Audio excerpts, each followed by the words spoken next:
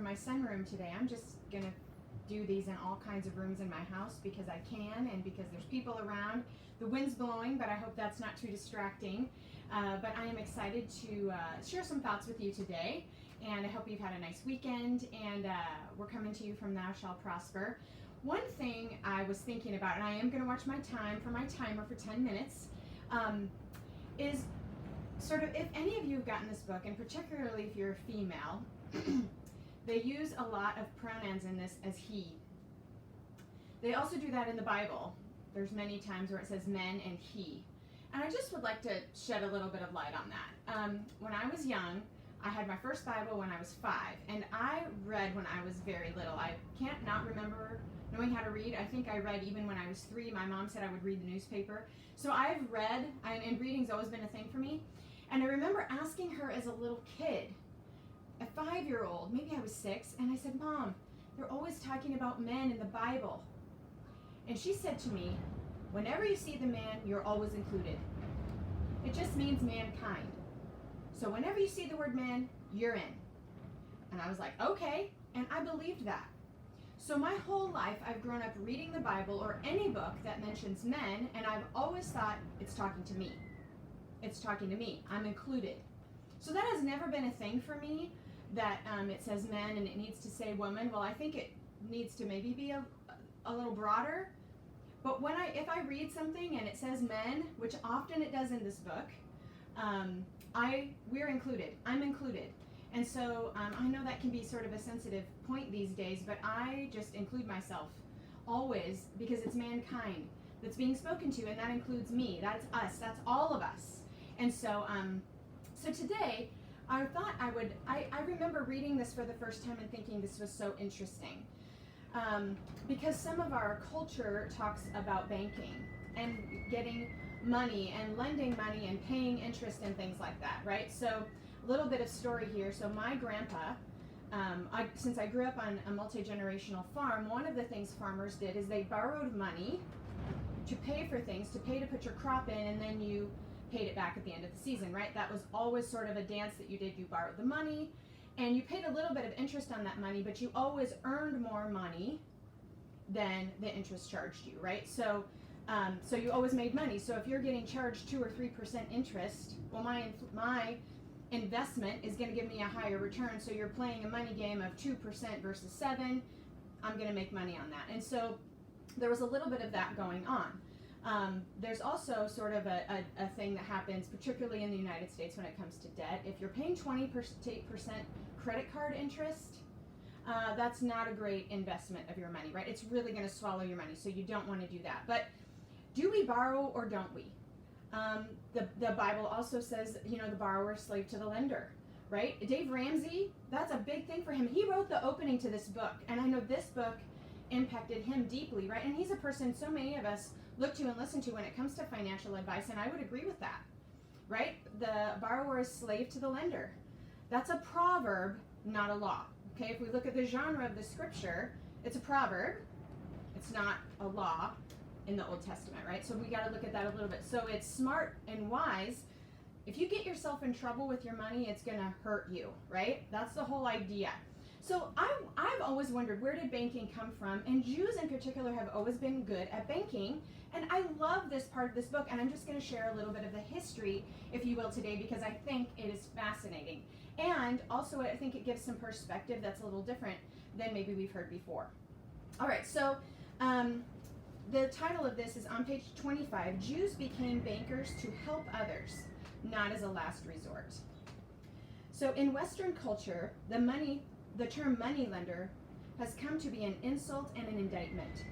Obviously, people who view money lending, banking, or finance as sleazy and unworthy occupations are hardly likely to engage in them. By contrast, Jews always viewed putting one's capital at risk to enable someone else to make a profit is an honorable way to earn a living and help others. Lending money to someone to go into business is a noble act, and it's more noble than simply giving someone the money. The latter condemns a recipient to be a beggar without much self-respect to launch his or her own enterprise. Lending money to a needy man elevates him into an independent businessman or woman, right? I'm always included when it says men. This way, his dignity is preserved and he retains the psychological self-image so necessary to conducting business successfully. So he goes on a little bit to talk about how it's been rumored that Jews went into business because of anti-Semitism, because of persecution and things like that. And he would say that is not the way he views it. And Winston Churchill actually wrote about this and the Jews and the impact of the British economy in the 13th century. So I'm going to read Winston Churchill's words to you here. And this is at the end of the 13th century. In those days when the greatest princes were pitifully starved in cash, so this would be in Britain, there was already in England one spring of credit bubbling freely. The Jews had an unseen and noiselessly lodged themselves into the social fabric of that fierce age. From time to time, they could be most helpful to personages in urgent need of money. This led the English Jews into a course of shocking imprudence. Land began to pass into the hand of Israel, either by direct sale or more often by mortgage. For some time past, there had been a growing wrathful reaction. Small landowners oppressed by mortgages, spendthrift nobles who had made bad bargains, spendthrift nobles who had made bad bargains were united in their complaints. King Edward saw himself able to conciliate powerful elements and escape from awkward debts by the simple and well-trodden path of anti-Semitism. The Jews were held up to universal hatred, were pillaged, maltreated, and finally expelled from the realm.